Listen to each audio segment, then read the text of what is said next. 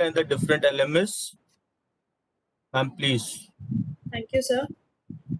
A very good afternoon to all dear participants of the ongoing faculty induction program and all those of you who have joined us specially for this week for LMS, Google Classroom and other LMS that we'll be covering. So I welcome you all on behalf of Bharati Vidyapeeth's Institute of Computer Applications and Management.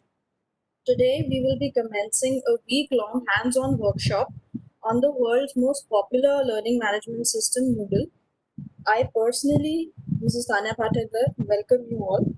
In this week-long interaction, we will be covering the various basic concepts of Moodle in concept and content delivery, followed by a practical demonstration by three of the faculty members at Bharati Vidyapeeth, me along with two other of my colleagues.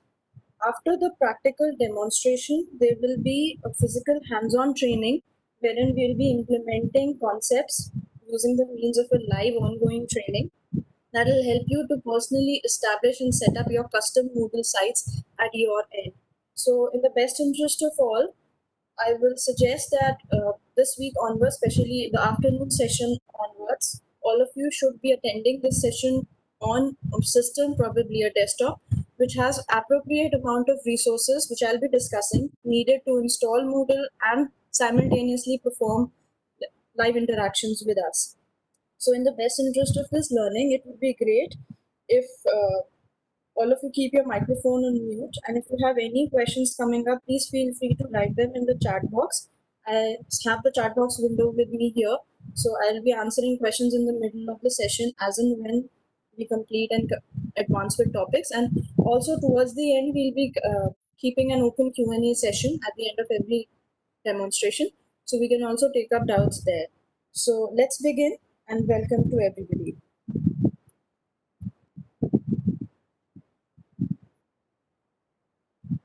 So this is to give you just a brief of what this workshop will be, the 1 week workshop that we have commencing from today till this Friday on Moodle LMS. So this workshop oriented session, this will be a delivery mechanism, not just lecture based, but also practical implementation, because Moodle is a very user friendly and a very customizable software, and best learned when you practice it with us simultaneously implementing things. So even if for now some of us have a little bit idea, some of us are a little advanced in Moodle implementations or already have implemented, that's a good to have. But many of the participants, if we know nothing about Moodle, we are at level zilch, and we want to move forward with the basic advancement from scratch, we will be guiding you further in these sessions. So this session I'll be giving an introduction about what Moodle is, what are the main features of Moodle, what is a learning management system, why do we need a learning management system, what are the different alternatives available with us. And in the afternoon session, my colleague Mr. Uttam Singh Bish, he will be walking you through a practical implementation and installation of Moodle Server. An on-premise implementation is the mechanism which we'll be taking forward in the workshop. So he will be assisting you with a practical hands-on implementation. So he'll be making, probably he has already shared some resources, a video with you wherein you can download the basic requirements. If not, you can do that in the afternoon session, and he will be guiding you step by step through the installation process. So that is a very critical session, because if your installations are not in place, if your Moodle server is not set up by this day's end, then further sessions which we'll be having in the workshop will be a little difficult to cope up on hands-on training. So I request you all to please make sure that all your installations are in place by this day's end. And if you're facing any sort of an issue, we the team at Bharati Vidyapeeth, we welcome you all to to queries at us. We're most welcome to help you. So this will be a hands-on training, as I explained. Next, there will be practical sessions. So apart from this session today, this session that I'm taking, this is the only theory or content-based session, complete content-based session in Moodle. All other sessions will be discussing the content. So you will have gotten some presentations or PowerPoints from all the resource persons at Bharati Vidyapeeth. So we'll be explaining the concept. That will be the mechanism. And after explaining the concept, all of us have a common LMS or a common Moodle installed. We will be going through a practical demonstration on our Moodle site. So that is where you can map the concept being told in theory to the concept implemented on a practical Moodle site. So that gives you a practical mapping of how things are done. The concept we'll be talking in the slides will be actually showing you on the Moodle site, the custom site that we have. Advancing further, after we complete a practical demonstration, we will be having certain hands-on session, which means extended exercises of we just explained as a concept. So all of you are requested to please work along with us in those sessions, and that's the best way to learn. If you're having any problems, we'll be happy to take up those queries in the workshop itself. As I said, we'll be moving with an on-premise server installation. So Moodle as an LMS is available in two variants. One is an on-premise server implementation and another is a cloud-based hosting. So I'll be covering the difference between these two. What are these? So just to give a brief of it, on-premise server implementation is something where you set up actual Moodle servers on your systems. You have the Moodle server or the database, the backend engine of your Moodle right on your machine. So this is a kind of more technical implementation, but Moodle also has certain cloud-based offerings, which are obviously paid, which have some certain cost scenarios associated with them. We'll be covering up later in this session. So focusing on an on-premise implementation, this kind of implementation will be more secure. All your data within your premise, and that is your complete go-to, as well as a lot of customization, a lot of modification facilities are available with Moodle when you do an on-premise installation, because you don't have a third party coming in and imposing restrictions or cost on certain services, as well as advanced version of those services available to you. So this workshop will be focused on an on-premise implementation, and we at Bharati Vidyapeeth, we already have an on-premise Moodle system, Moodle LMS implemented.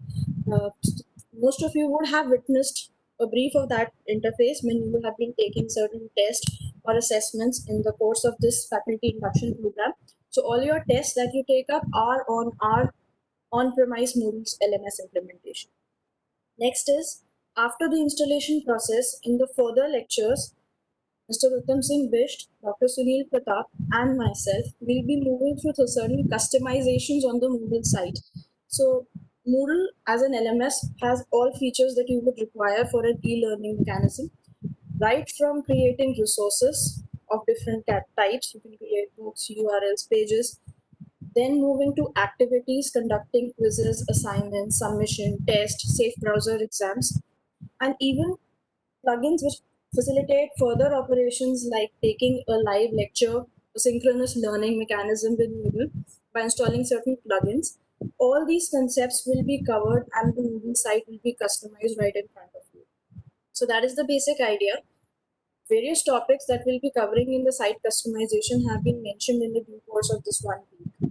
So that is for the customization of Moodle sites. As I said, all basic teaching learning operations, either you want Moodle to be implemented for asynchronous learning, wherein you just want to upload your course content or probably just conduct examinations, that kind of a flavor is also available with Moodle.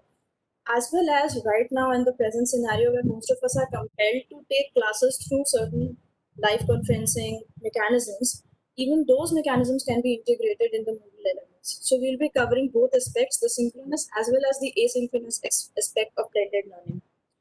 Then in training, we'll be having certain workshops, assignments, which we'll be sharing with you.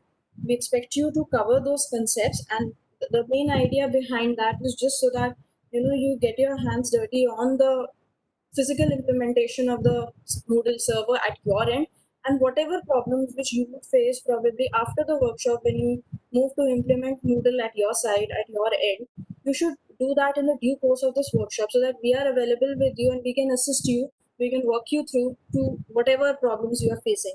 So that is the purpose of an in-training assignment.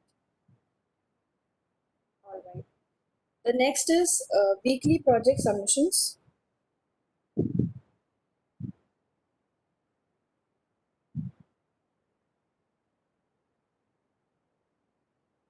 The next are weekly project submissions. So over and apart from the assignments that you submit in the due course of this FIP, for Moodle, there will be certain project submissions also as an LMS. So we have certain project submissions for the 3 LMS that we'll be covering in large in this faculty induction program.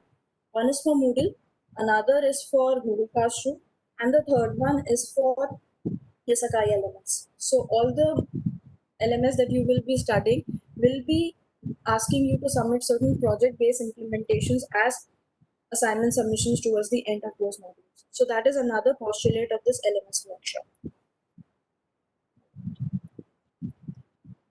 So now moving further, let's begin with the basic idea of what a learning management system is. So as we all know, since the advent of COVID-19, the world has been forced to move or transit in a shift towards online teaching, learning, and online e-learning mechanisms of education. So an LMS is basically a software application. Either it runs at your site or you take up the help of certain pre-installed installations, certain cloud-based hostings which you pay for, and that inculcates every feature, every operation that you will be requiring to perform in the due course of taking up a course or a semester in a remote fashion, like we are doing right now. So everything we did, what we did in a classroom, everything what we conducted in a campus, has now to move to an online portal, and the only software that helps you with that is a learning management system. The concept had been introduced way back in 1990s, but as we know, the technological acceptance, the transitional shift, the mindset change, the adaptability and acceptance of change takes certain time. So many educational institutions abroad and most of the premier educational institutions in India as well have resorted to the concept of a learning management system even before the COVID pandemic. But certain institutions who were still lagging behind have got no alternative left now but to go ahead with implementing this kind of a system at their end, because now it's not a choice, it's a compulsion. So a learning management system is focused on online content delivery and basic operations which are involved in a teaching learning mode. Not just lecture dissemination, but also resource sharing, collaborating with students on an online forum, assignment submission, the most important and the most critical feature, taking up examinations, conducting examinations with the surety that there is absolute transparency and credibility at the end of the student. So we call these kind of exams as safe browser exams, which have tried it at the maximum level to make sure that there is no uh, integrity breach at the end of the student when he or she is taking up this kind of an examination. So all these features that we require in our teaching learning mechanism, which we usually used to conduct in a physical space, are being supported, and the learning management system has alternatives for the same. So as I mentioned, the shift in learning is now moving from a complete one-on-one mechanism, a physical mechanism, to something that is kind of a blended flavor. Blended in terms of synchronous as well as asynchronous lecture delivery and teaching learning operations. A synchronous operation simply is one where you and your learner are in the same physical space and you can conduct whatever activities or perform whatever operations in physical presence. But at the same time, an asynchronous mechanism, earlier also we used to resort to certain kind of asynchronous mechanisms, knowingly or unknowingly, in our teaching learning, wherein after the classroom, after the physical classroom, the learner resorts to certain resources, to the use of certain platforms to extend his learning concepts, to support his learning with. So that kind of a mechanism was called an asynchronous learning mode. But a learning management system completely being over the net, completely having access to everything that is available in a virtual space, is embedding both these concepts simultaneously. So you interact with your learners at the same time you and your learner are present, but not in a physical space, in a virtual space over a live video conferencing call. So we have many platforms which facilitate this kind of a learning. We have Google Meet, we have Microsoft Teams, we even have Zoom. So these are the most used platforms over which people are taking online classes these days. And Moodle as an LMS has certain plugins or extension platforms to integrate these softwares to your Moodle site. As it goes for the asynchronous mechanism, as I said, the most famous asynchronous learning management system which had been in place even before Moodle and we'll be even covering in our workshops later on is Google Classroom. So rather than getting into the technical nitty-gritties of installing a Moodle server, of moving in with proper installations, taking care of backups, failures, making sure that upgrades are in place. There is no backward incompatibility with applications.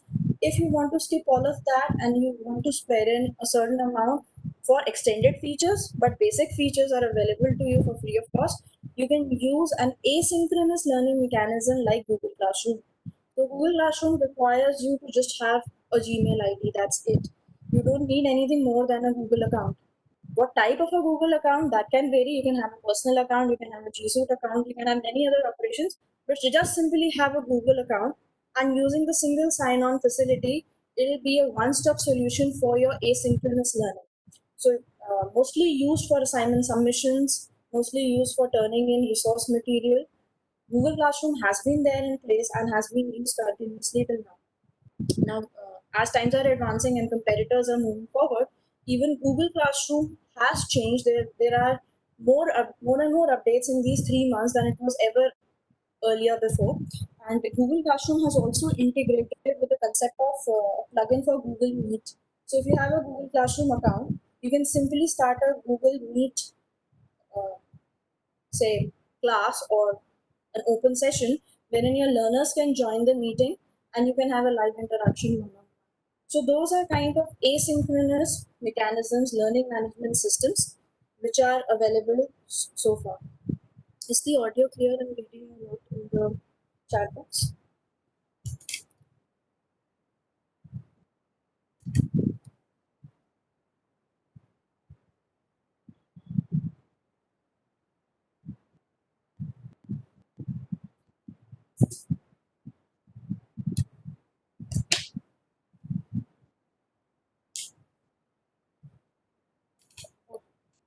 Thank you. Right.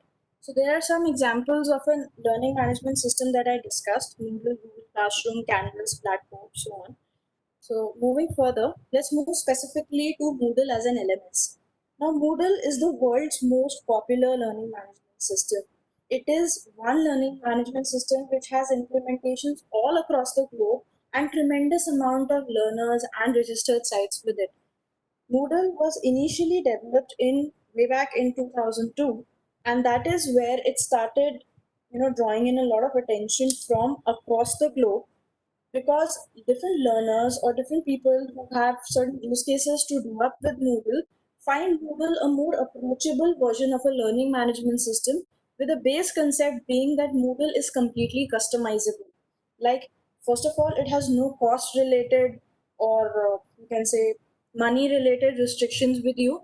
It's open source, it's free for download, and it gives you a lot of flexibility in terms of customization. The only glitch that comes in with an on-premise implementation is that you need to have a little technical bent of mind, or you need to be aware of the basic installation parameters, and you need to take care of technical nitty-gritties. But apart from that, Moodle has reached up to people more than any other learning management system in competition. And the main idea for creating Moodle was basically to implement the concept of blended learning, distance education, which is now implemented as online education, and flipped classroom. I'll request the Ishtiyaq, participants to mute the mic. Ishtiyaq, Ahmed Shah sir, please mute yourself.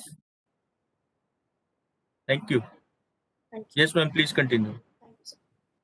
So, with over 100 million users worldwide and growing every day, Moodle is hands down the world's most popular learning management system by not only educational institutions but also training institutions and a lot of implementations in the government sector as well. Moodlers, as we most commonly call them, relate to Moodle because it is user friendly, highly flexible, configurable. A lot of features and plugins are available, is very feature rich, and it's supported throughout the world. It has an extensive support community of over 85 organizations which help in providing support for different Moodle softwares. So the first version, as I said, the initial version 1.0, was initially released in 2002, and it originated as a platform to provide basically education sector or educators with the technology to implement online learning or personalized learning environments at their end. The main idea behind this was to foster interaction, inquiry, and collaboration over an online or a virtual mechanism. So in private Moodle sites, different trainers, educators, employers, they help create and deliver online courses to help their audience achieve their learning goals. So that is the basic use case towards the development of Moodle. Then Moodle is written in PHP and it is distributed under the GNU public license, general public license, which makes it open source and free for download. And since written in PHP, so all the compliant tech stack to Moodle is also open source. So since you've seen in the installation video and we'll be talking later on also, it will require you any database, PostGRE, MySQL, or any database which holds your Moodle data for installation. You will need to have a PHP version on your system. And if you want to, and a Tomcat, so if you want to skip on the individual implementation of all these software, you can simply download XAMPP. It comes with a packaging of all necessary software with you, and everything is open source. Right. Moving further.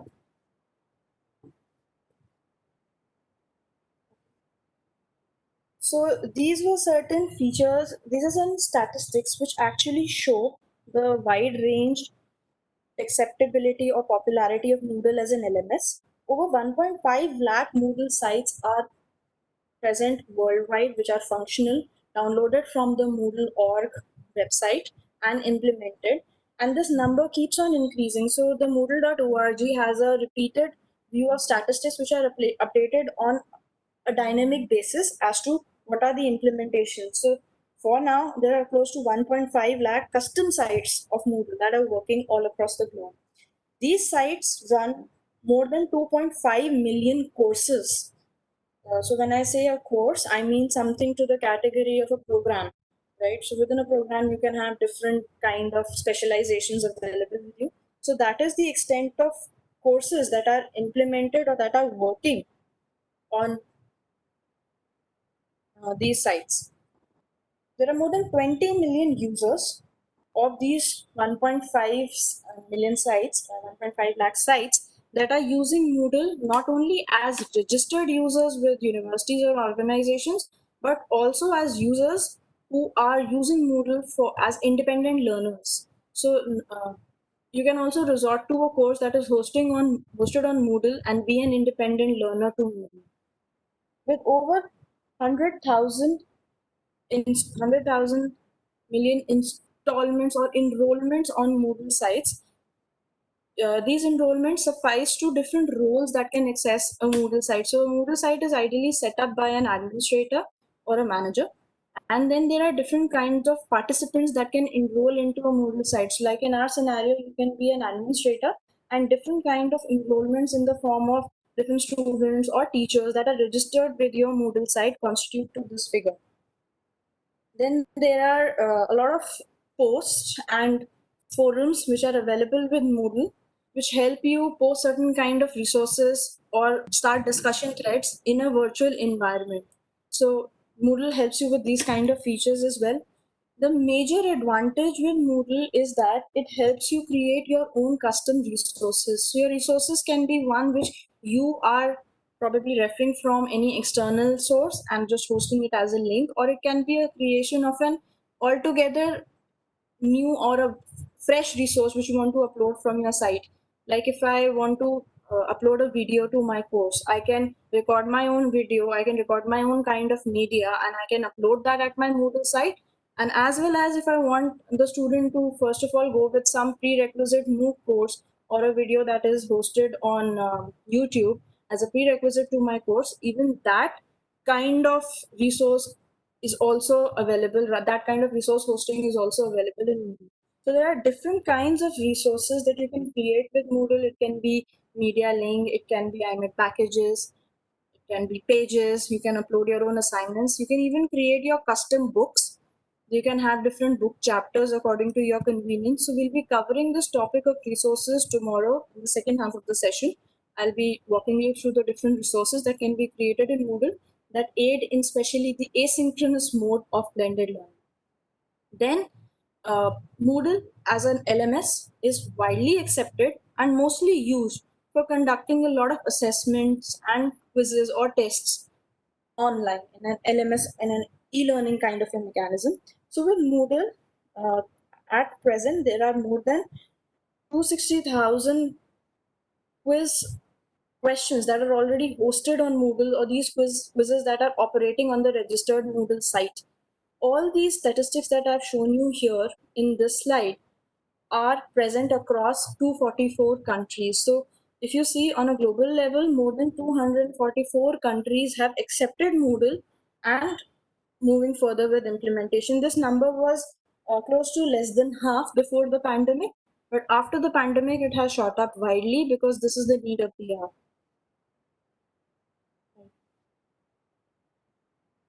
Here, I'm trying to depict the worldwide spread of Moodle across the globe and its acceptability. So if you see, the maximum Moodle usage lies in parts of Northern America and also in India. So this concept was present in India, it was implemented, and it was accepted by people way before it came to your and my knowledge. So in a way, probably we might not be even realizing that we are using resources which were hosted on Moodle. I'll be walking you through with certain use cases of the same.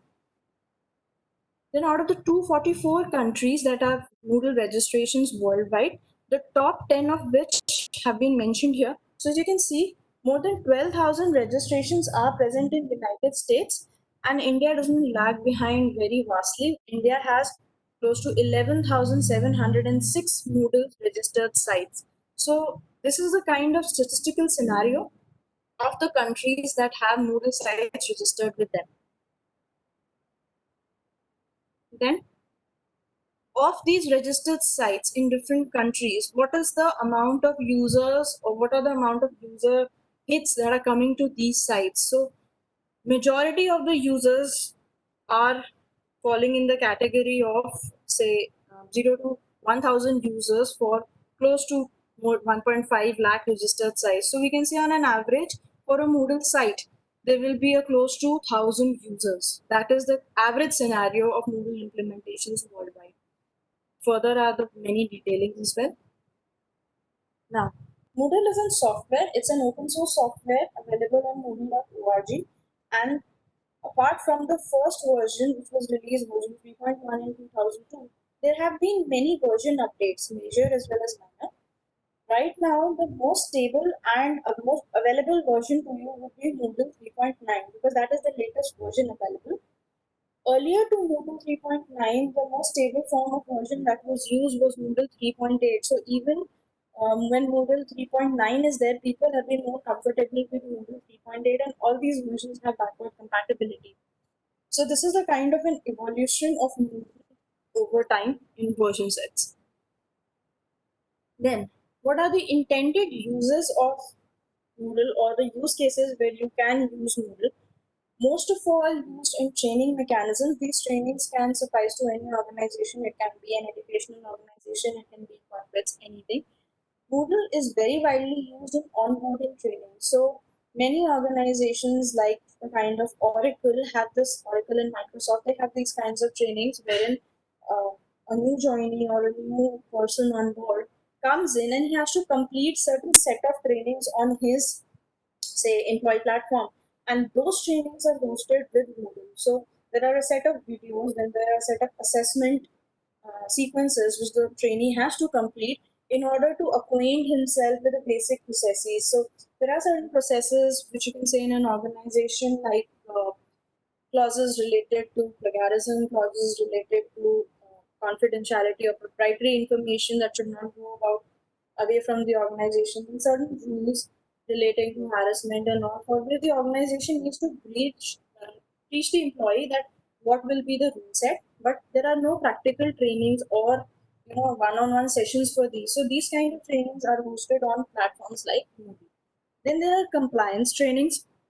If there are certain orders or processes, or if you are a technical organization or a technical group and you want your employee or your student to be aware of the compliances that you follow in code or the compliances that are required in work front. So these kinds of trainings are also provided with Moodle. Then there is this well-known initiative known as Performance Improvement Program or a PIP program. So these PIP trainings are also competency raising trainings wherein an employee is not performing, up to the mark, and he or she is given green flag wherein telling that okay, you need to take certain PIP trainings to improve your performance, and you can get back to work after that once you clear all those trainings. So these kind of competency-based trainings are also held on platforms like Moodle. Then workplace rules training, as I already mentioned. In the online learning mechanism, this is the section that relates to most of us here. Moodle is used as a tool for online continued education. Education not only in the classroom but also away from the classroom. Now, with the advent of COVID, classroom has actually turned into a concept of a flipped classroom. A flipped classroom is basically an instructional strategy where rather than the focus being on the learners grasping the concept and focus being on the trainer, that you have to deliver the lectures as per the schedule, you have to conduct classes. A flipped classroom is a concept wherein you have everything hosted on an LMS for the learner, and it is up to the pace of the learner to move for learning. So if I am not very comfortable in a concept, I can probably repeat those video lectures, I can look up to additional resources which are available, and slowly advance with the concept. Or says, if I have not understood the concept, or if I have certain doubts with my teacher, I in a practical scenario, the student would just walk up to you, you would be clearing his or her doubts, and learning continues. But in an online scenario, repeating a lecture or walking up to a teacher is not possible there. So you ideally need to set up a complete recall for it, and you need to go through that process all over again. But in an online learning mechanism, this is possible with Moodle, where you have your video lectures already recorded and stored. So the student has missed out on a concept or needs to revisit something, he or she can refer to the material online. So that is the concept of a flipped classroom. And continued education ideally carries beyond a classroom, and it can also be continued in the favor of distance learning. But distance learning in this kind of a scenario today is basically the concept of online learning or e-education. So we say education has now converted to online learning or distance education, wherein the physical presence of the teacher or the instructor and the learner is not possible. We all are meeting over virtual platforms, and this is where education is continuing even in such times or such scenarios where the practical or physical scenario is not possible. So that is the concept of distance education being now converted to online education. Then, since things are moving online, there needs to be a lot of curriculum rehauling, or I'll say overlooking the previous mechanisms and thinking for the times to come ahead. We need a lot of online curriculum development tools. We need something that will reform our processes to suit the present times and perform operations and plan for the times ahead. So these kind of curriculum development and planning mechanisms are also available in a learning management system like Moodle. Then, as I said, you can develop your online courses. You can post your entire content on a Moodle LMS site, and this does not need to specifically run with the pace of your class. So, like we in earlier circumstances, also we used to pre-plan for a semester. We used to have our resources in place, and we used to just move with lecture dissemination. Now, in this kind of a scenario, also you can plan for everything beforehand, even examinations. So you can have your Moodle site set up with all the necessary resources and activities that you'll be performing in a semester, and just simultaneously move with the implementation of the same.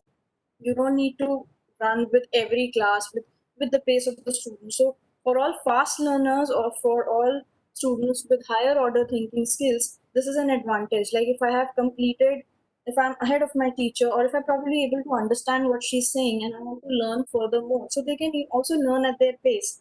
All learning material is available, and this benefits them to make the most of their time sitting at home rather than waiting for every lecture to be disseminated in the class. And already being ahead of the pace, I can complete the basics and probably go for an advanced course which the teacher has suggested, or take up certain advanced trainings which will help me enhance my skills further in that particular concept. So all these kind of feature sets, more specifically I'll be discussing in the teaching learning mechanism, how does Moodle provide you with features for these feature sets. are possible with an LMS like this. Then for the corporate activities, many product launches are performed using Moodle LMS as a site or as an option in different corporates across the globe. So, especially in a scenario like this, where everything is remote, everybody's sitting on their phone and they're working, this kind of a scenario forces product launches or customer trainings or product implementations to be carried out from a remote fashion. So, if I have to train my implementation team sitting on site for a particular product that I have developed in India, and I have to tell them of what the basics are, how will they customize for the customer, and what is the mechanism and flow. So, such kind of trainings or such kind of launch trainings are also provided using a platform like Moodle. Then many community initiatives, which come under the category of corporate social responsibility, are being carried out using Moodle. So earlier corporates used to have plantation drives, they used to go and to teach slum children and all, but now all these initiatives, Teach India initiative, and many other community activities which the corporate needs to perform, stress relieving activities, meditation sessions, all these are hosted and performed using an LMS like Moodle. So this is where corporate is sufficing its CSR in the times of COVID lockdown using an LMS like Moodle. When product launches and implementations are discussed, PIP, performance improvement programs, not only suffices to training institutions, especially in healthcare and government domain, but also to corporates. So these kind of initiatives are, this is the basic usage scenario, intended usage scenario, which is available with Moodle.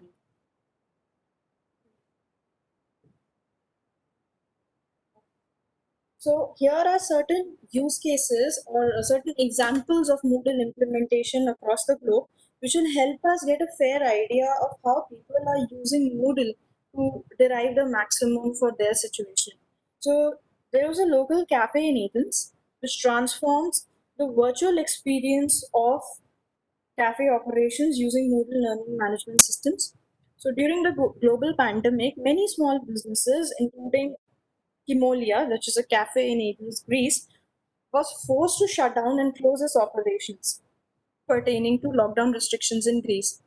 The cafe switched to an online mode, and till date, the cafe has been uniquely able to attract more than 14,000 visitors who celebrate different occasions like their birthday parties, certain coffee meetups, discussions over coffee in corporates through a big blue button video conferencing, which is available as a plugin in Moodle. So this cafe has transformed all its operation to a virtual environment using Moodle. So this is a kind of scenario where even the restaurant space, which is affected the maximum in the COVID-19 scenario, has resorted to an LMS to carry out its operations. The next is University of Zagreb uses Moodle to support e-learning over 115 educational institutions in Croatia. So since 2007, University of Zagreb established an e-learning center in Croatia, and the main of the aim of that learning center was to have a systematic implementation of e-learning and enhance the quality of university education. So with this aim, this e-learning center has been able to enroll over 115 educational institutions, and it has more than 59,000 students and 6,500 teachers which have benefited from this e-learning mechanism. So this is a kind of implementation in the education sector in Croatia. Next is New Jersey Department of Education uses Moodle to support educators across the state. So with Moodle by eThink, the New Jersey Department of Education has potentially reached out to every teacher in the state of New Jersey by allowing educators to take training courses whenever and wherever they want. Next was blended learning with Moodle, empower over 3,500 international learners. Now, the CLL language centers, which were developed by university in in 1984, had an aim to provide communicative, oral, and interactive approach to language teaching. So this implementation of Moodle has more than 3,500 international users, which indulge in language training programs with staff from international institutions having a structured and flexible learning program under the guidance of expert trainers. So any national use case as such is not being mentioned on the Moodle site. So all these use cases that I have taken up from the Moodle site, which are officially hosted there, and probably they relate to volume. That is why Moodle has shown them as a use case. So as such, no big implementation in India has been mentioned on the site in my awareness, sir. Moving forward, Moodle empowers educators in Rwanda, East Africa. So, in the last decade, the Rwanda district of East Africa has seen a rapid expansion in on the basis of education, with a greater focus on ICT in education and translation courses from French to English. So, to date, a total of 148 primary school teachers have completed continuous professional development and got diplomas in East Africa using this kind of an implementation. The last use case which I mentioned here is of the Dulwich College, which extends Moodle site for an international audience. So the Dulwich College International, or the DCI, is a very prestigious international school group worldwide. So the DCI spreads throughout China, Myanmar, Singapore, and South Korea as well. And they use Moodle as a mechanism to deliver courses on an international forum. So to date, using Moodle, they have been able to host online courses to over 6,000 students across 9 sites, which are geographically present not in the same area. So these are some use cases which I have discussed here. There is a question in the chat box how the use of Moodle is different from MS Teams, as in we're using MS Teams for teaching. Okay, ma'am. So MS Teams is basically a platform which enables you to have a live conferencing session and also helps you host certain asynchronous learning resources. So MS Teams is available as a plugin. You can use MS Teams as a plugin inside the Moodle. So Moodle can be differentiated from MS Teams as a bigger subset, which can host MS Teams as well as different functionalities which are not present in MS Teams, especially in case of surveys, quizzes, assessments, and even certain kind of resources which are not present inside MS Teams or which cannot be hosted using that kind of a platform. So I'll say you can take Moodle to be a superset which hosts or which can perform asynchronous teaching using plugins for MS Team, Google Meet, so on and so on. PIP initiatives are performance improvement programs, sir. So mostly in training organizations and especially in corporates, they have these PIP programs wherein if a person is not performing up to the mark, so before showing a pink card or pink slip to the person that okay, your time at the institute or the place is over, we also have these kind of implementations in the educational scenario where a student has been consistently performing weak in his or her subject or course. So we have certain performance improvement programs which rig up the basic concepts and then clear the students' doubts and brings this competency to the level where it is required for the university. So those kinds of initiatives are hosted for students also, as well as uh, these kind of initiatives are provided by corporates that for all people who are not performing up to the mark in the corporate sector, they are forced to undergo PIP trainings. And after those PIP trainings, if they are able to pass, if their competencies are increased, they are brought back to their team, else they're shifted or probably even their association with the corporate terminates.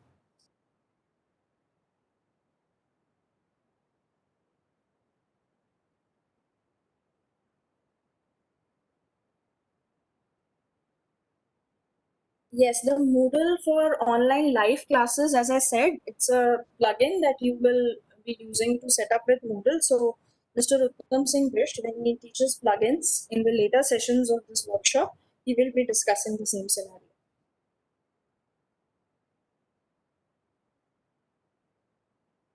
Yes, you can, ma'am, definitely host an online course as in a MOOC training using Moodle.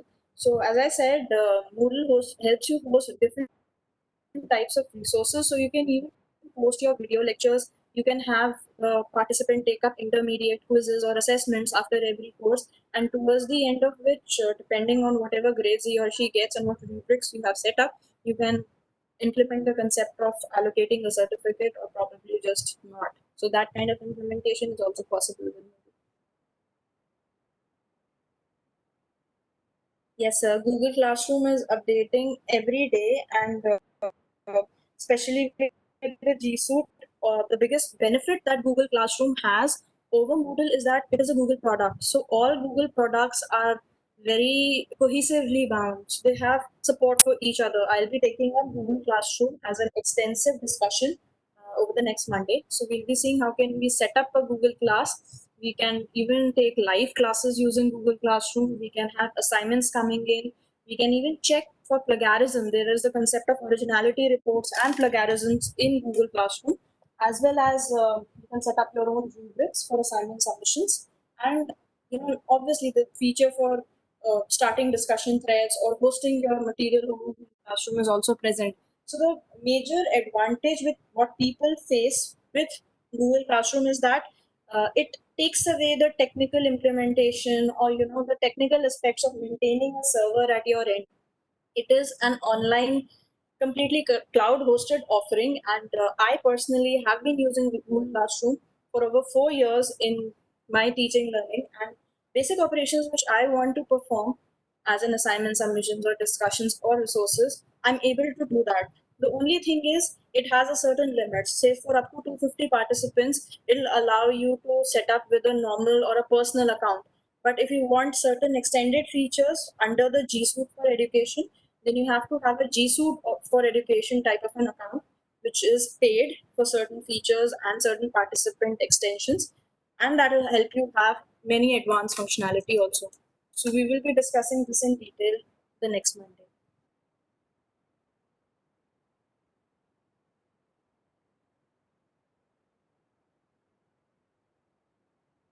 The configuration settings required to install and run Moodle will be taken up in the next session starting from 4 p.m. to 6 p.m. by Mr. Uttam Singh Bisht. So he'll be walking you through the complete configuration and how you need to set up a Moodle server on premise. Version, I think it is the only one latest version is available. It will be 3.9, which will be on the site moodle.org. So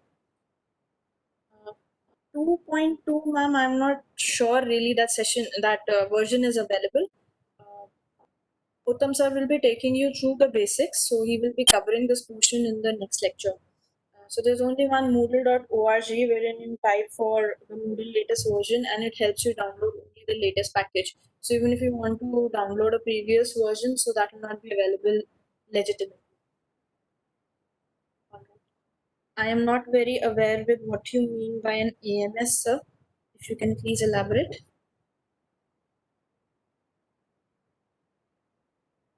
Yes, this Genomio version, sir, that you are showing in as a URL is a cloud-based offering for Moodle. So I said Moodle is available in two kinds of implementation, which I'll be discussing further as well.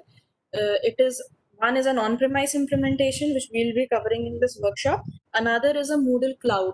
So there are different cloud providers for Moodle, just like Google Classroom is hosted on cloud. So there are certain cloud-based offerings for Moodle as well. One is Moodle Cloud, another is Bitnami, then is Genomio. So these are cloud-based offerings. But again, they just allow you to simply put in your email ID and create your email site. Just like you set up any social media account, you just start with Moodle implementation there. You don't need to take care of server installations. This also comes with a flaw that all your data is hosted on the cloud. So cloud hostings have their own benefits, they have their own insecurities, plus many features are paid. So when we discuss implementations in the next lecture, it'll be made clear to you. Basic implementation, if you want to do like hosting certain resources, that won't be paid. But yeah, many other functionalities Uttam sir will be discussing will be paid in the cloud-based offerings. So like number of participants, over 50 participants if you have, then they have certain dollar fee, number of quizzes. So many kind of functionalities are there, which he will be covering. That detail, that beyond a point, it is paid.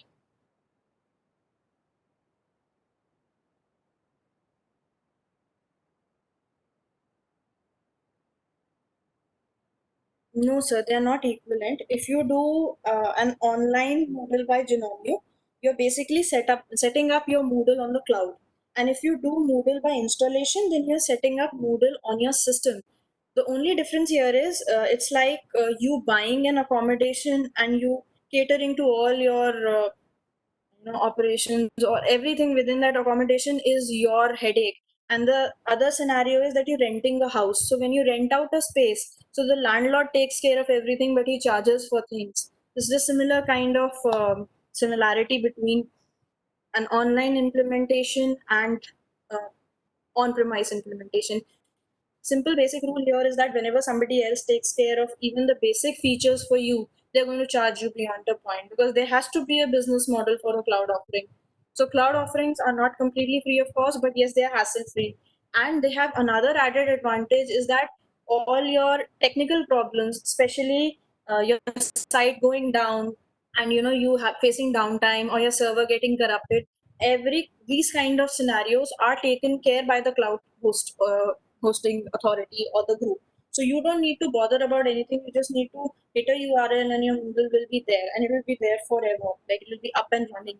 Whatever technical problems, updates, backward compatibility, the group will be taking care of. But yes, they'll be charging you additionally for certain features because it is business at the end of the day, sir. Yes, apart from being free for certain amount of days, it also restricts you with certain other privileges like number of participants, or if you can set up an online meeting. So with Genomio, this is there. You want to install a plugin. So all these kind of offerings comes with certain cost. That's okay. So moving further, let's discuss the basic features of Moodle LMS from the perspective of implementation. First of all, it is free, responsive, and open source. So it's your site and completely your content. There is no cost of investment at all if you're going in for an on-premise implementation. You just need to download a Moodle package and you need to have your XAMPP server in place. That is it. So it's completely customizable. Once your Moodle is installed on your XAMPP server, and your server is up and running, and your Moodle site is there, the moment you're able to hit a URL on your local host, after that, whatever steps of initialization which Uttam sir will be taking you through in the next half are all customizable. So it's in your hands. What are the privileges that you want to give users? How many users you want to create? What blocks do you want to see on different dashboards? How do you need to enroll students? How do updates need to reach to different users? So a lot many options that he will be discussing in the next lecture are in your hands. So there is nobody forcing you to do things in a particular way. It's completely customizable. Next is collaborative and individual learning. So a student can learn one-on-one, as well as you can have even collaborative discussions. Moodle has been fostering collaborative learning amongst your students through group activities like forums, chats, discussion forums, other tools to share knowledge also are available. So both kind of learning mechanisms, individual as well as collaborative. So if you have a group assignment or a group exercise, or you want to probably just interact with one bunch of students over certain questions or a case study, that is also possible. Completely customizable. Apart from installation is one aspect. After installation, if I log in as a teacher or as a student, I have the complete freedom to customize my Moodle site as well. I can figure out what images, what information I want to see on my dashboard. I can figure out what blocks need to be there. If there are assignments coming in, I can set up reminders for the same. If there are certain materials that are posted by the teacher, then you can be notified. So not just the administrator customizing the site, it is also different type of users, be a teacher or a student, who can customize for their own use case. So that is also possible. Then there is detailed activity reporting.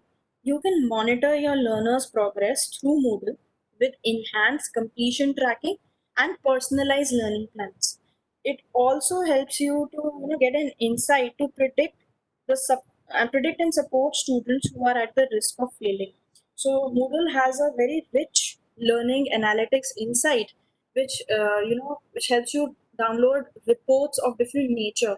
So there is this concept of grade books in Moodle, which will be taken up by my colleagues in the later lectures. wherein after completion of a quiz or after completion of a graded activity, there are student-specific gradebooks that are available, which help you download different reports that, okay, what was the overall performance of a student in a semester? How bad did he perform in one subject? What was his frequency of assignment submission? Was he always on time? Was he late? Which is the area where he's always lacking, apart on, say, if he's in semester 3, so I can also map the record back to semester 1. That, okay, throughout his journey, he has been facing problems in logistical subjects. He has problems in logic building. So such kind of reports are also available because all your data is at one platform.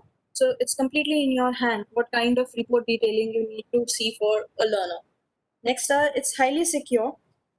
With on-premise implementations, obviously your data is available on your own servers, on your own systems. So you can be sure that even whatever question paper I'm uploading, if I want to do an open book exam or if I want to set up a quiz or whatever kind of assignment that I'm uploading is of very sensitive nature um, and should not reach out to and should not be let out of the system. So you can obviously be very sure because the entire data is present on your server at your own premise. So on-premise implementations are definitely secure, but cloud implementations are also offering a high degree of security. It is just that your data on the cloud is present in different room spaces, for example, different rooms in a house, but those rooms are pretty secure. You don't get to know what the other person has on a cloud-based Moodle account. So earlier there were a lot of trust and security issues with cloud, which now implementations have been. You know, many implementations, many softwares, applications are moving to cloud for storage. One very important example is Netflix. So all the Netflix data is on Amazon servers. It's on AWS cloud, and even a lot of data with the US federal department as well as certain departments of Indian government are also available or moving on cloud-based servers. So privacy concerns with cloud-based implementations are also now being addressed. Next is Moodle has a lot of detailed documentation which is available on site since it's an open source software.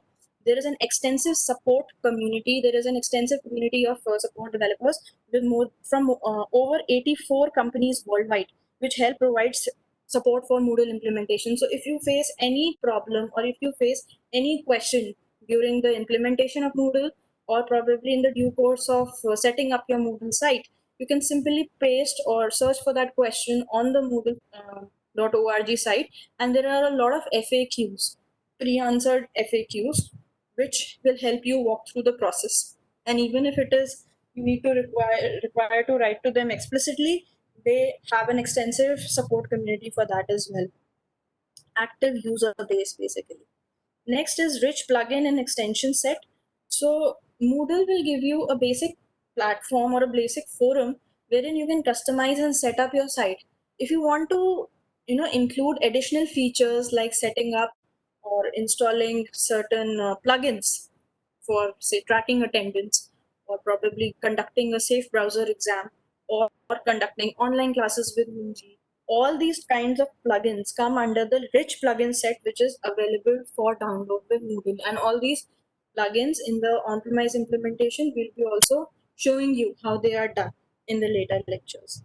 So it has a rich extension set and also support from many services like Microsoft 365, Nextcloud, and many more.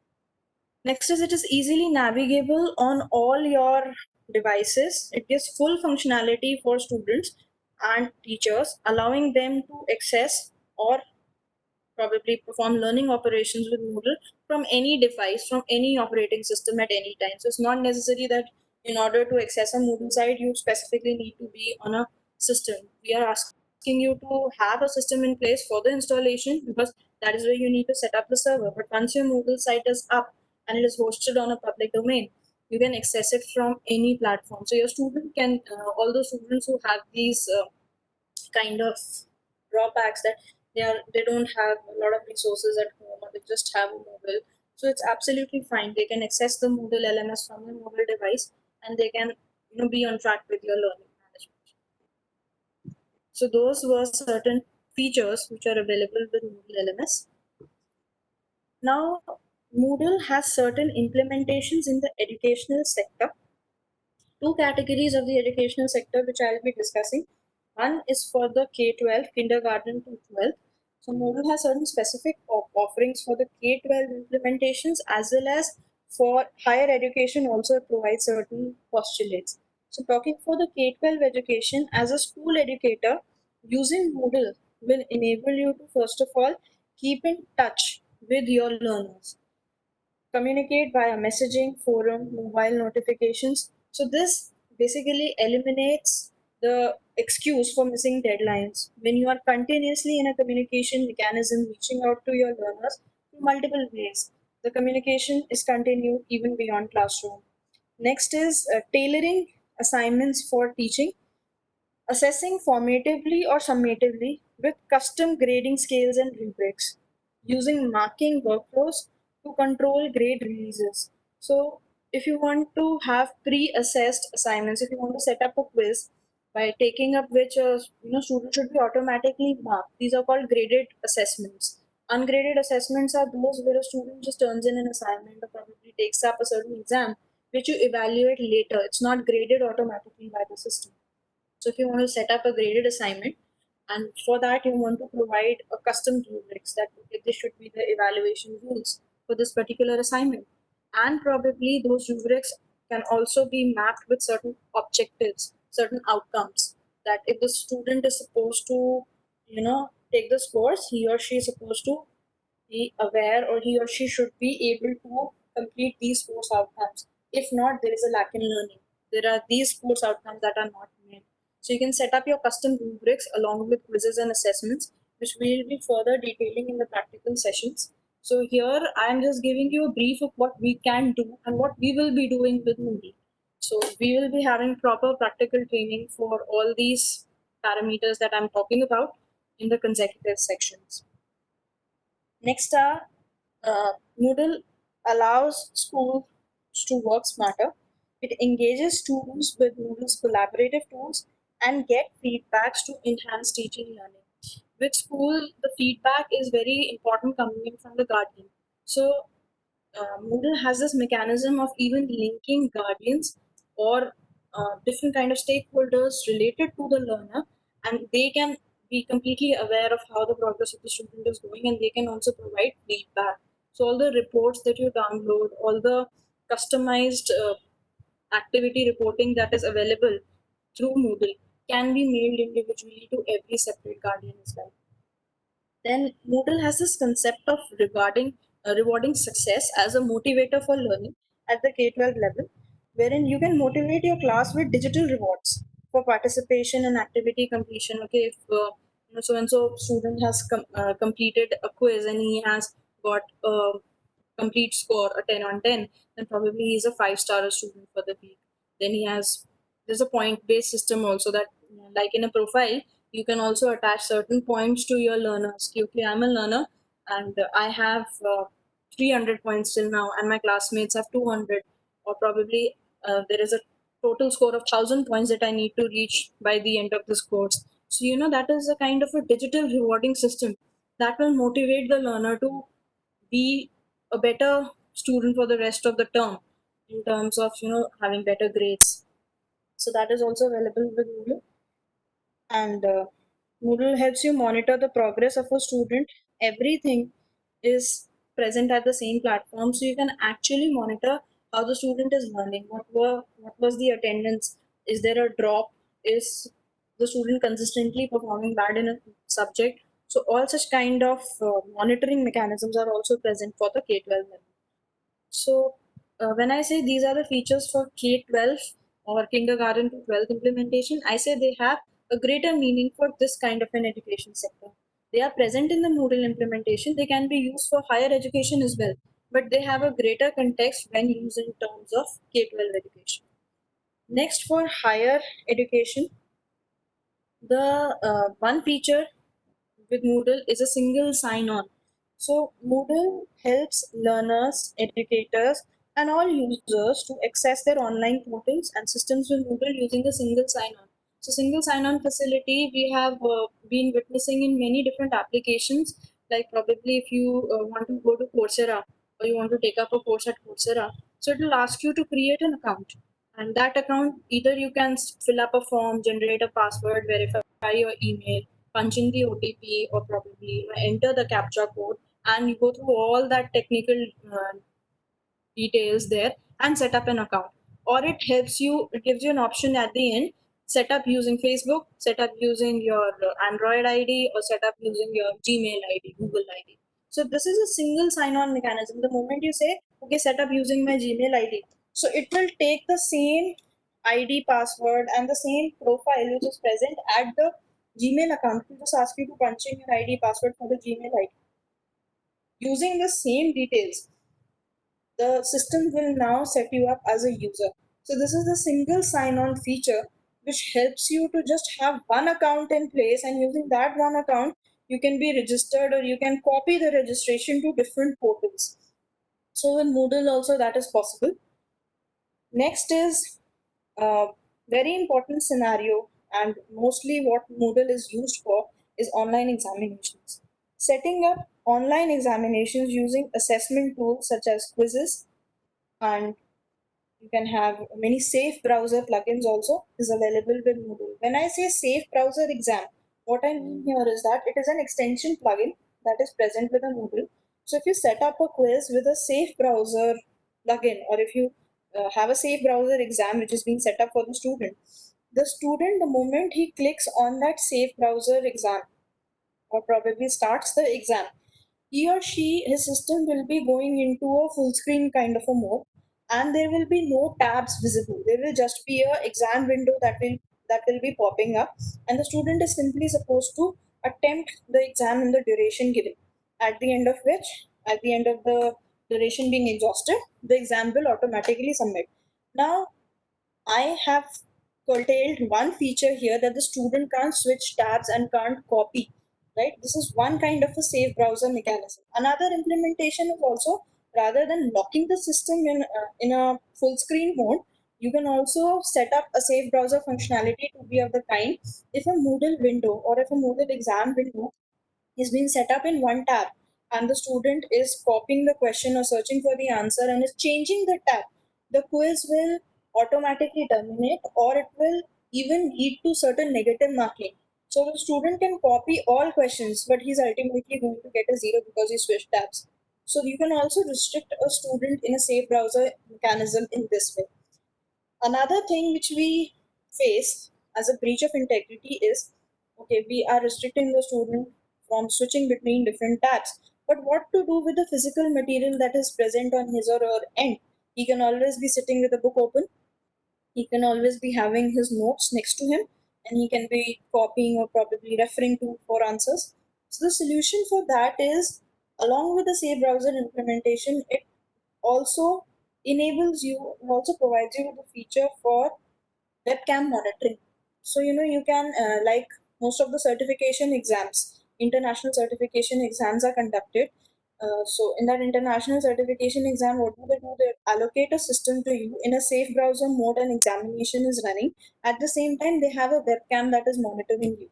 So such kind of a webcam monitoring, when combined with a safe browser examination, makes it 100% sure that the student is not able to access any kind of physical material. So these are certain technical workarounds which we have for conducting online examinations.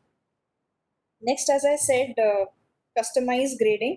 Using different grading scales and rubrics, you can attach markers. You can even change the conventional grading scale. Like if I don't want to have a 5-point grading, I want to have a you know alphabet based grading, or I want to probably have a cumulative percentile kind of a grading scenario. So I can change the grading to a pre-graded assignment as well. Such kind of customizations are also available in Moodle. Then progress monitoring and digital rewards is the same as for K-12 format. So these are certain kind of features which relate to us at the education level, be it from kindergarten to 12, or be it at the higher education level, where we can implement these features in our online teaching, learning, or an e-learning mechanism with Moodle as an LMS. Next, two basic implementations which are available. One is an on-premise and another is a cloud-based offering, which I've been talking about lately, a lot lately. On-premise implementation is where you have your Moodle servers on your systems. So you set up a Moodle server exactly, you set up a Moodle site, and then you customize the site. But a cloud-based offering is where you just simply go and register to an online site and you don't set up that site. Somebody else has already set up that site and hosted it on a cloud offering, on a cloud platform. You're just going and making an account into it. So that is a cloud-based offering.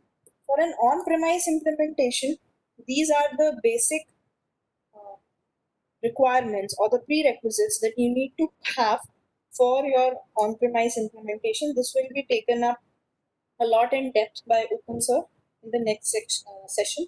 So out of these all requirements, rather than having physically MySQL or a PostGRE database on your system and a PHP of version 5.4.4 or higher, because we require PHP admin to set up a Moodle site since Moodle is written in PHP. So rather than having all these three, Apache, MySQL, and PHP, another solution that you have is just simply install the XAMPP server. Once you install the XAMPP server, uh, all these three requisites come within XAMPP with some additional offerings. So XAMPP is a free open source cloud platform web server. It's a solution stack that is developed by Apache, and it consists mainly of Apache HTTP servers, MariaDB or MySQL PostGRE databases, interpreters for scripts written in PHP and other programming languages like Perl.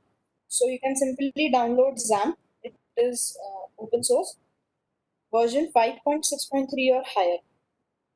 Then Moodle is compliant on any underlying operating system, but it requires certain disk space, which is minimum of 5 GB, because the Moodle code and data is heavy. Since you're setting up the Moodle server on your system, you need to give it certain space. So these are your minimum system requirements for Moodle on-premise installation. The latest version which we'll be downloading will be available on moodle.org, and it will be taken up step by step by OpenServe in the next section. So this is an on-premise implementation requirement. Apart from an on-premise implementation, if I don't want to get into the headache of establishing a complete server, I just want to focus is on a cloud-based offering. I can resort to different cloud solutions which are available with Moodle. As I mentioned, Bitnami is there, Moodle Cloud, Genomio. These are cloud-based offerings which have already set up Moodle on cloud-based servers, and they just need you to set up or create an account with them. You just go, you create an account as you do with Google Classroom. The entire thing here is that your data will be on the cloud. It will not be on your premise. That's it. But every technical detail will be taken up by these cloud service providers. There are certain advantages of cloud-based offerings. First of all, they are simple and maintenance free. You don't need to get into technical complexities. So if you're not from a very technically enriched background, if you have problems understanding technology a lot, you can resort to a cloud-based offerings. You don't need to worry about the maintenance, about the backups, downtimes, anything, because cloud provides everything being catered for by the service provider. Then there are automatic updates.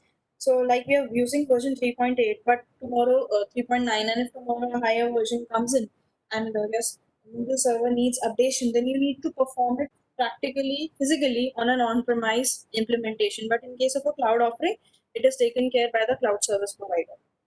So it's automatic update. Then flexible. You build courses by adding and removing activities as and when you need. So this flexibility scenarios pertaining to the basic features of Moodle. So what differs is only the installation. Installation can be on-premise or it can be on a cloud-based offering. The feature set remains the same. Feature set that you will be requiring in an on-premise implementation will be the same on a cloud-based offering. Only difference here is that some features will be attached with a little cost by the cloud service provider. So that is for the flexibility. A lot user friendly and affordable. So Moodle Cloud, like an affordable platform, there is just one instance of how I'll tell you. Ask for certain costs. Up to 50 users, you can get a free Moodle Cloud website. But more than 50 users, it will cost you over $80 per year, right, per user. The plan starts and there are certain features in different plans and packages. So that is the cost factor which is associated with Moodle Cloud.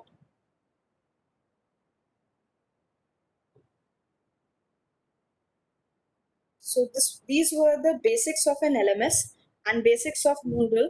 I would request you all to please access this URL. I'll paste it in the chat box. And please try and access this quiz. It's a Google form and submit it for your basic learning of Moodle so far. Please let me know if you're facing any issues. Please write it in the chat box.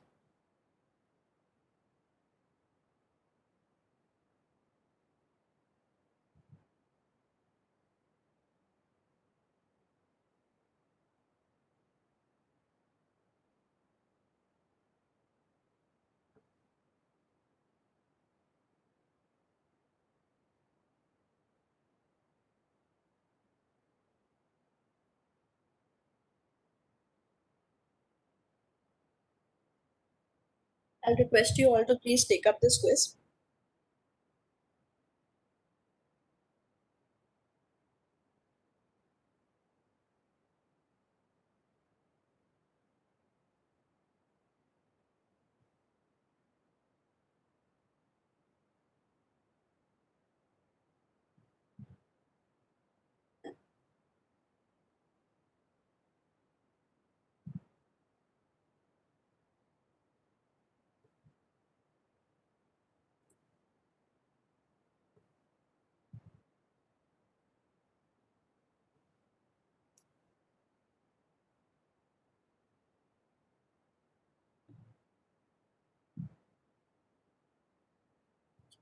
I'll just check this.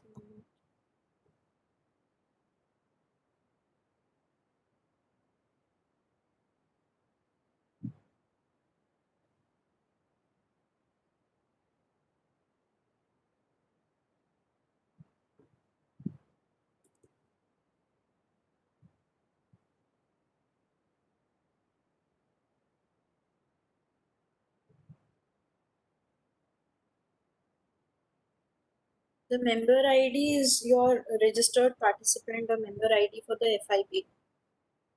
That is just for identifying the user.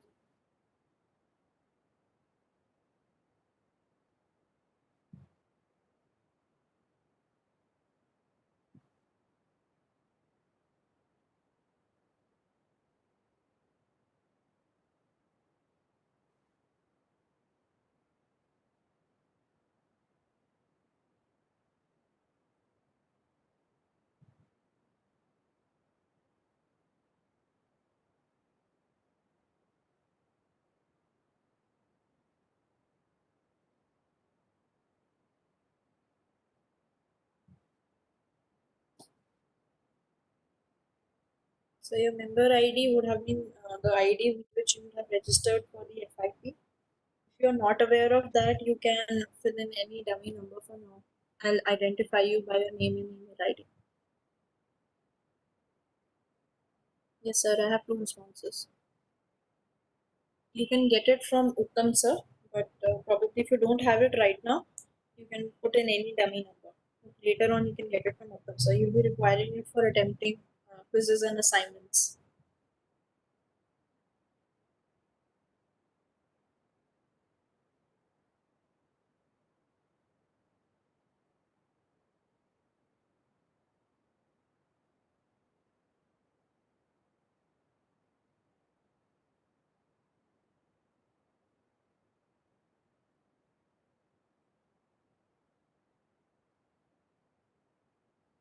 Bhuvneshwari ma'am, were you able to open?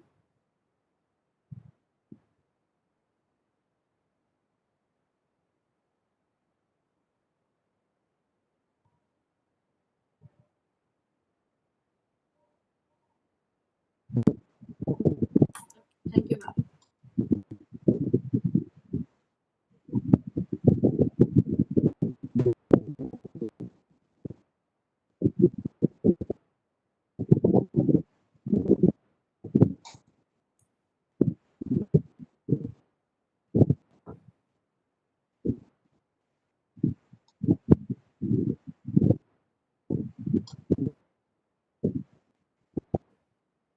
I'll just open the responses window. Just give me.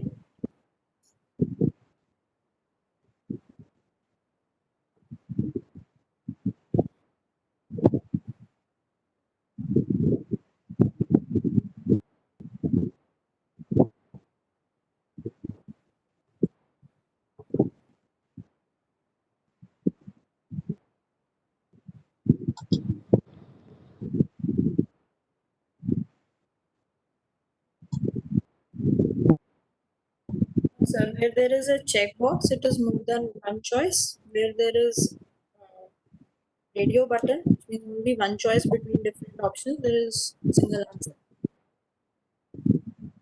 I'll share my screen and I'll tell you.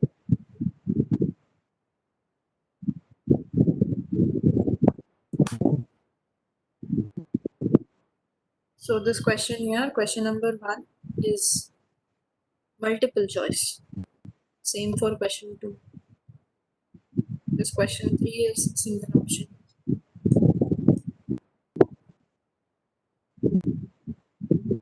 Except for 1, 2 and the last 10th question, all are single option. But 1, 2 and 10th are multiple. Okay, ma'am. Should not really have a problem with the mobile connection. I'll just re-paste the URL for you.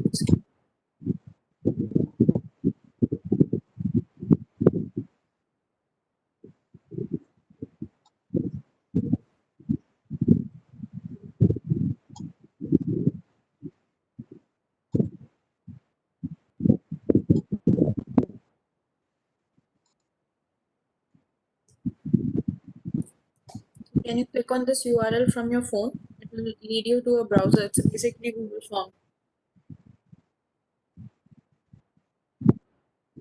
Try copying this URL in your browser.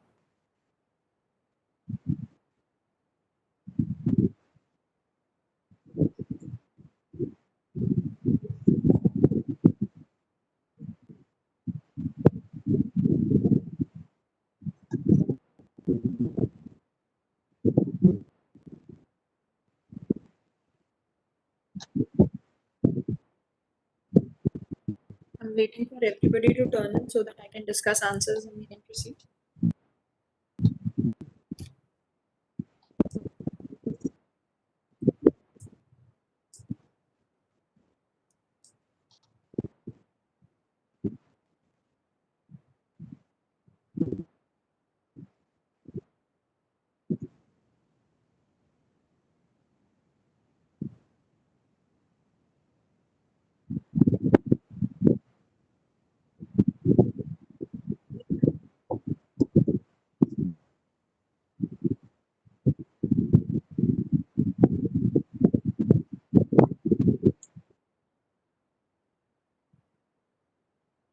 There are 58 of us and I have only 23 responses. Apart from 3 to 4 people who are facing problem on mobile phone, I'm waiting for the rest.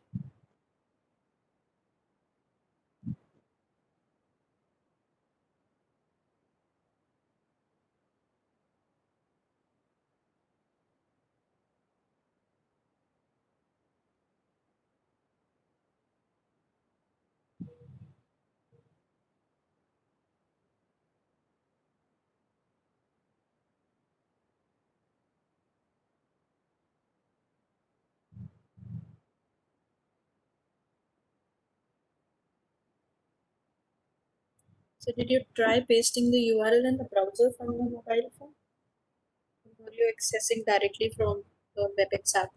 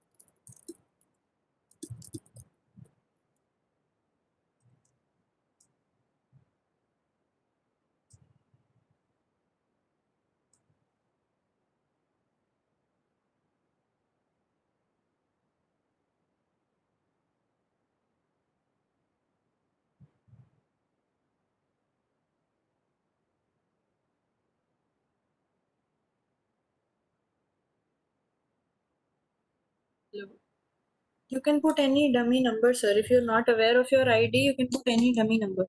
But you will be requiring this ID in the later course of this FIP. So I request after session, please confirm from Mr. Uttam Singh Ghosh.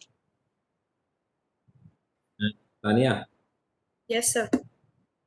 yeah, all the 8 participants from Indraprastha University are hereby requested to create the member ID at our portal. Dr. Vishal will guide you. It is a process of just 2 minutes. You can create a member ID because Uttam cannot do anything. He has to connect your member ID and register you in the Moodle LMS. So unless member ID is available, the registration will become difficult and he can't give a dummy ID. So it is just 2 minutes process. You can even create from your mobile. Just log into the site. I'm just pasting the link to create the ID right in the chat window. So that in next 5 minutes, all of you will have an ID and then Uttam will register you and you can start using LMS. Yeah, Tanya, go ahead. Thank you, sir.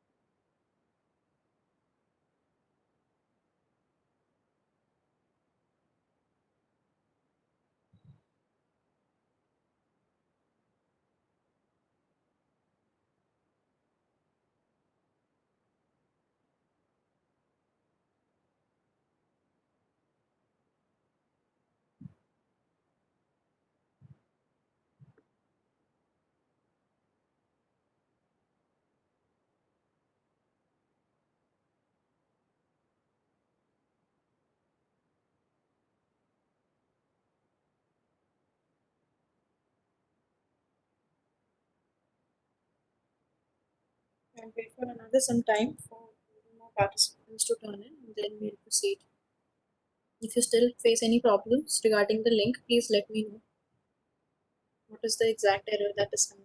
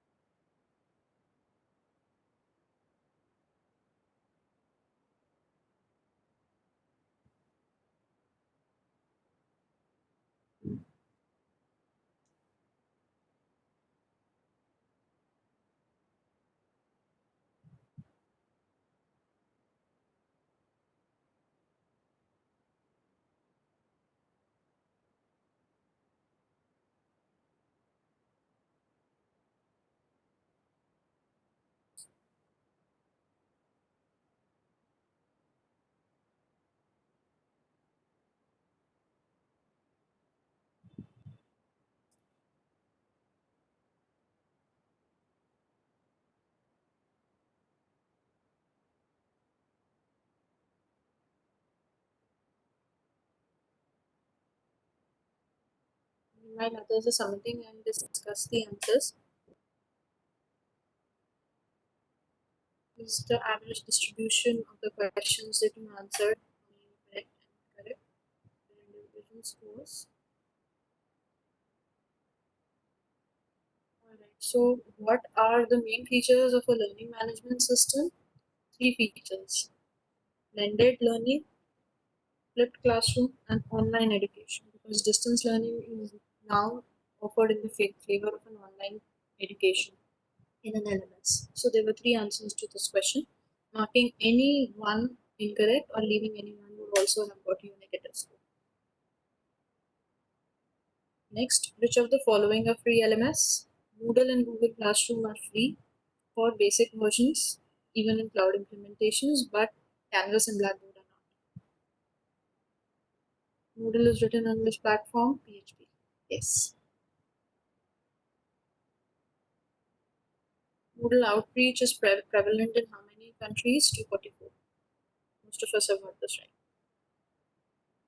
Which is the most stable current version of Moodle LMS? It is 3.8. It's the most stable version, but the latest version, which is now available, is 3.9. But in terms of stability, still version 3.8 is considered more stable than version 3.9, and it has maximum users worldwide. So version 3.3 and 3.8 are the two stable versions of Moodle LMS. Which Moodle feature provides extra functionality for learners, teachers, and admins? Plugins. Which of the following is not a Moodle cloud offering? Alpha. Lambda, Genome, Moodle Cloud, all are cloud-based offerings. Moodle offers you which of the following? All of them. Customizable online site, LMS with student engagement options, and a blending learning model. All of them. Moodle on-premise is better than on-cloud. So it depends on your use case. There is never a definite answer to which kind of an implementation you have to go for, on-premise or Moodle, but it depends on your use case, your budget, your technical expertise, your requirement set. So there is no yes or no or right or wrong in this question. Moodle has usage for which of the following sectors? Two sectors which we discussed, K-12, higher education, also used in the training sector, industrial training, hospital trainings, government trainings, corporate trainings, but not in e-commerce. E-commerce is altogether a different platform. So these were the answers to this quiz. Moving back to our presentation.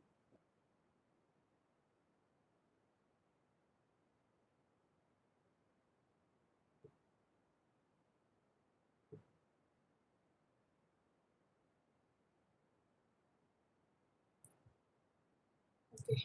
I'll be quickly walking through certain basics of Moodle in the following slides, which we will be discussing in a practical hands-on session in the consecutive days to come. First is the Moodle dashboard. So Moodle dashboard is the landing slide or the landing page for any user in Moodle, be it an administrator, be it teacher, manager, any type of a user lands on a basic page called a dashboard. So you can relate to a dashboard to the kinds of a news feed. So they are similar. So the dashboard is a landing page, and every information that is displayed inside the dashboard is in the form of blocks, which are customizable. So this is the basic idea of a dashboard. Once you will be doing an installation today and logging in as an administrator, you will be seeing an admin dashboard. Similarly, an administrator, being the core user for Moodle, has a lot of control over the roles and privileges given to other users. There can only be one administrator, but there can be different other kinds of role, teachers, students, so on and so forth. So an administrator governs privileges given to others user, and Moodle creates those users. As I said, information displayed inside of a Moodle dashboard is in the form of blocks. One block serves to one specific piece of information in Moodle. They are customizable, they are arrangeable, they are changeable in size. So even blocks are a lot flexible on a dashboard. Then Moodle roles or users, we have different kinds of users. The one who sets up the Moodle site is the one who is the system administrator. There can be only be one system administrator, and until and unless you don't allow anyone else to be a site administrator. There will be one custom or default administrator. Next are course creators. These have access, or these have control over creating courses and course content. Then teachers. These kind of users are created by the administrator, and they have the role of updating the content on a course. And a teacher can also do anything within a course which is going to impact or change activities or grading activities for a particular student. Then students, these are the ones who will be using your Moodle sites as main benefiters. So students are the next kind of Moodle roles. Also, if a person is not registered to a Moodle site, he can simply use the Moodle site for a guest. So if I want to host a quiz, like set up a quiz on Moodle and I just want people to come and access it, I can use that in a guest privilege also. So I will be discussing user roles, user creations, creating different kinds of users, single user upload, bulk user upload, uploading users in multiple formats, changing their privileges, giving them certain privileges, all in the session day after tomorrow, the first session. Then everything that you create on a Moodle page comes under a category. So category broadly, most category symbolizes a program. So you can have a BTech program. The BTech program will be corresponding to a category in Moodle. BTech program has further specializations: computer science engineering, electronics and communication, IT. So all these are subcategories, and every subcategory will have multiple courses. Like under computer science engineering, you have 5 semesters. So every semester is one course, which has certain different subjects running in as topics. So that is the hierarchy. Courses are the main pages which basically correspond to one subject being taught in a semester. So a course is assigned a teacher or a course creator who's used to change or add content to these pages in areas. Courses content will be specific to an year study, it can be specific to a single sessions, and they are customizable by the teacher in charges. Then there are different kind of resources that you can add to a course to support the purpose of asynchronous learning, like books, files, folders, IMS content packages, pages, and URL. So uh, within these kind of resources, it gives Moodle gives us the privilege to set up media content, to set up book chapters, to set up theoretical assignments, to uh, disseminate your case studies, and many more kind of resources which are available in Moodle. We will be discussing the creation of these resources in a practical demonstration in tomorrow's session. Then corresponding to certain activities, like you have quizzes, assignments, tests, exams, there are certain grade books which are generated for every assessment activity, and those grade books suffice to a particular bunch of students in a class. Every student can also have his own specific grade book, which is available on the basis of various assessments taken by the student during the course, and these help you assimilate all your information of marking at one total. So even this topic will be discussed in depth. This is the main extension point. Moodle has more than 1,000 plugins available free of cost, which you can simply download and install. So a Moodle plugin market is similar to any plugin marketplace at a different ID. If you're using Eclipse, it has a marketplace where you can download and establish plugins. Same is for Moodle. Moodle has different plugins which are freely available for download, and you can customize on your on-premise implementation.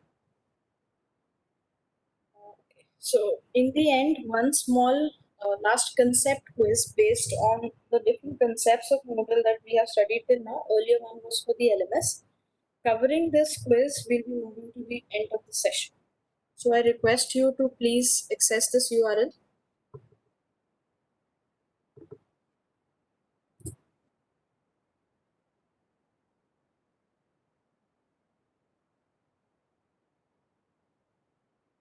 Yes, ma'am.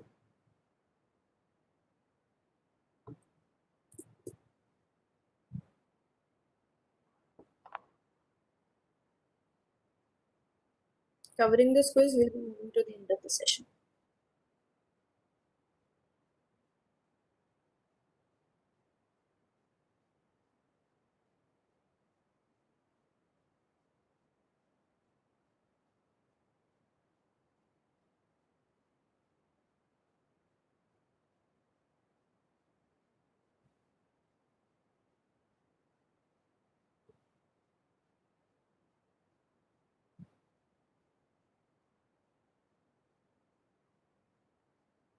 Okay, I'll try and replace and maintain this new.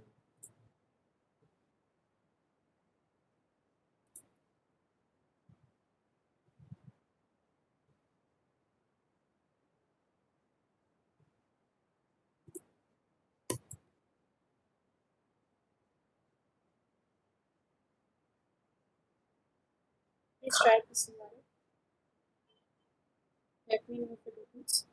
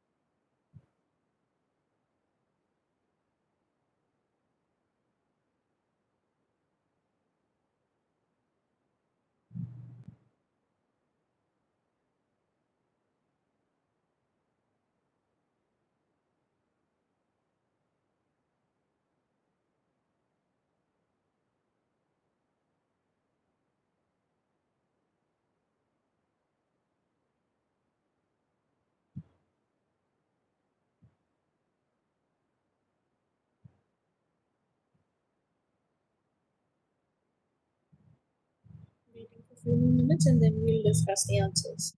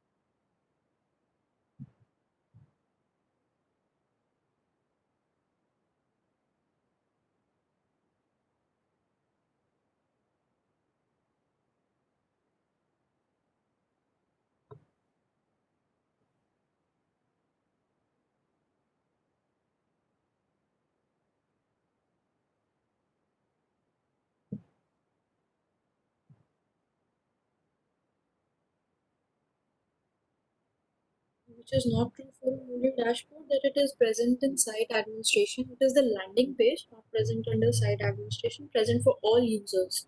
So this is the correct answer. What are Moodle blocks? Information carrying pieces on a Moodle landing page, specific information for specific users, highly customizable, and basic elements of a Moodle site. Which is not a user role in Moodle. Administrator is there, manager is there, teacher is there, executive is not a user role. Default category in Moodle is miscellaneous. So whatever you create, whichever post you create, if you don't have a predefined category, it will go into miscellaneous.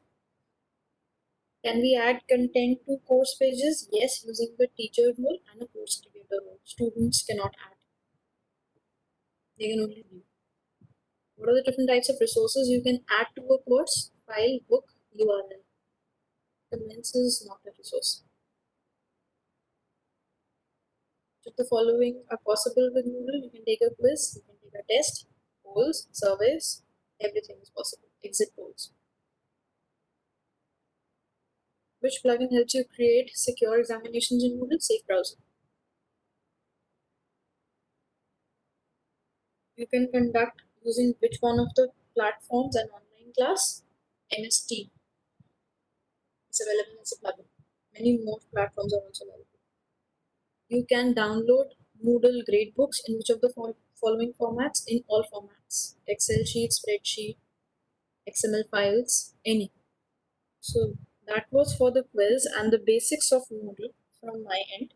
Moving further in other sessions, we'll be discussing the core concepts relating to installation and customization of a Moodle site and practical demonstration of the same. So if there are any queries, you can write in the chat box or probably unmute. I'll be happy to answer.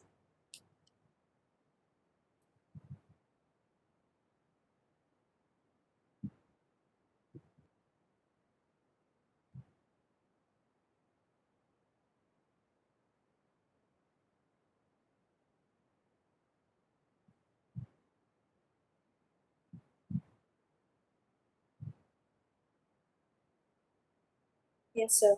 Blended learning mechanism is one where synchronous and asynchronous learning mechanism is inculcated in the same learning platform. So a synchronous learning mechanism is where your learner and the instructor is present in the same learning space, be it physically or virtually. And an asynchronous learning mechanism is one where there is no simultaneous physical presence, but beyond a physical classroom interaction, the learner continues his learning using the different resources which are available on the learning management site. He also is assessed on this site using different kind of activities which we have, and the learning continues. So that is an asynchronous mechanism. So blended learning is a concept where your synchronous and asynchronous teaching learning migrates into one. So ideally, if you see earlier, there were two separate areas where physically you used to carry out synchronous learning, and virtually and probably sometimes physically as well, asynchronous learning used to be carried out. But now they are on the same virtual platform.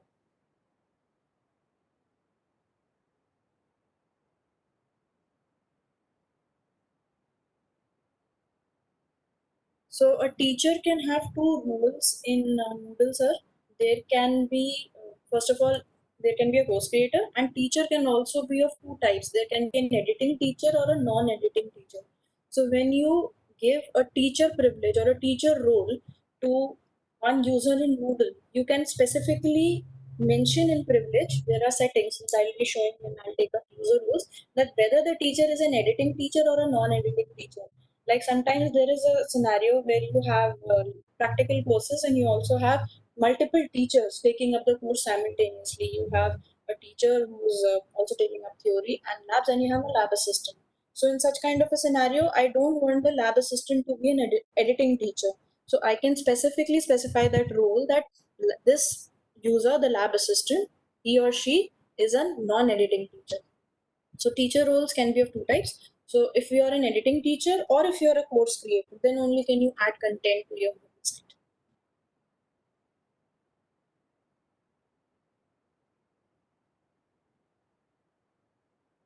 Practical session will be conducted in every session going forward, the next session onwards for the next 5 days. Every session will be a practical session. This was just an introduction to Moodle, where I wanted to make you aware of what all possibilities are available with the Moodle learning management system.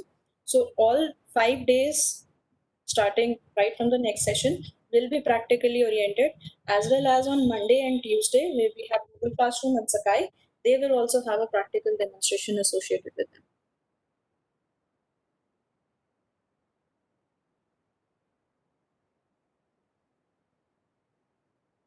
Yes, sir. You when you set up a quiz, you can also uh, set the settings to shuffle the quiz questions. So for one student, if questions are coming in one sequence, for another student, the questions will come in another sequence. So these are specific quiz settings when we'll teach you how to create quizzes. So there is this particular setting where you can also ask the Moodle LMS to shuffle questions on every user.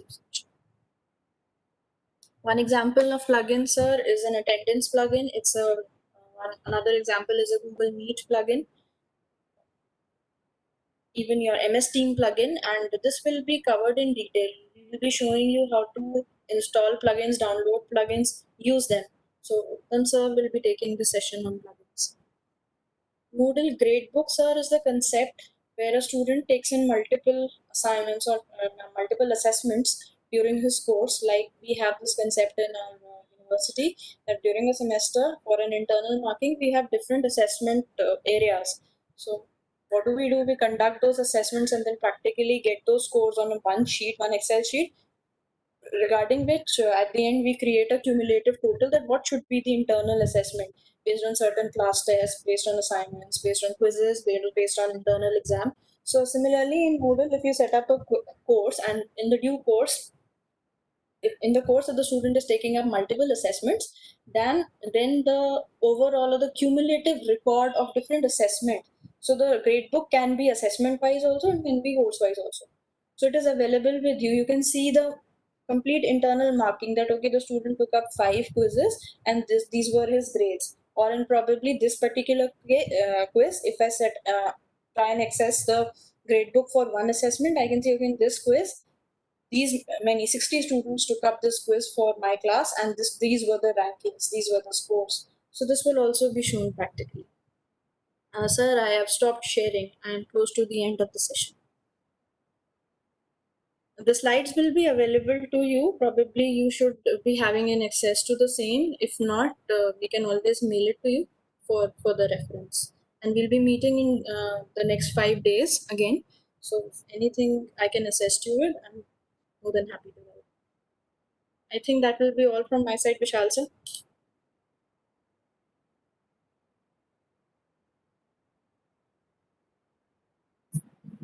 Thank you so much, ma'am. Thank you, sir. Yeah, now we can take a break and we can start the next session by 4 o'clock. If any participant have any query, they can write in the chat window or unmute yourself and ask the query. Next session will be by Mr. Uttam Singh Bisht.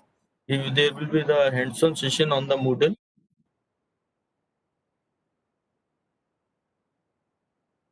If any participant have any query, they can please unmute yourself and ask.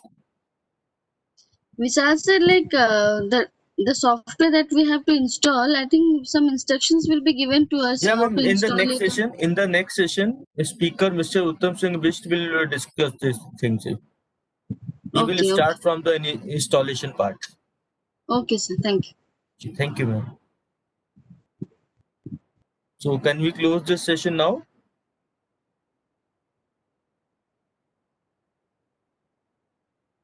Mayank sir, this answer will be answered in the next session. This question will be answered in the next session. So I request you all to please join with a PC or a laptop so that you can do the hands-on simultaneously at your end. Okay, okay, sir. Okay, sir. Okay. Thank you. Manish sir, can you please close the